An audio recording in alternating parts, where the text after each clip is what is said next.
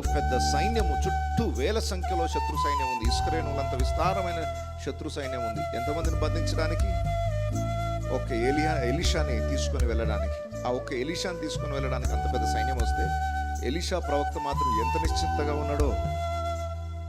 బయట ఇన్ని వేల సంఖ్యలో శత్రు సైన్యం ఉన్నా ఎలీషా ప్రవక్తలో ఒక్కించంత కూడా అతనికి భయం కానీ కలవరం కానీ లేదు.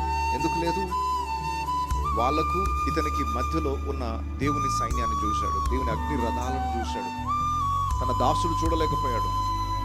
అయ్యా, వీడు చూచినట్లు వీని కన్నులు తెరవు. ఎప్పుడైతే తన దాసుని కన్నులు తెరవబడ్డాయో అప్పుడు అగ్ని రథాలు కనబడ్డాయి. ఒక్క వ్యక్తి కొరకు ఎన్ని రథాలు వచ్చాయి? పట్టణాన్ని చుట్టుముట్టేసిన శత్రువులందరూ ఒక్క అడుగు కూడా వారు ముందుకు వేయకుండా వారికి ఎలీషాకు మధ్యలో ఇంకొక సర్కిల్ ఫామ్ అయింది. అంటే ఎలీషాని కాపాడడానికి ఎన్ని అగ్ని రథాలు వచ్చుంటాయో.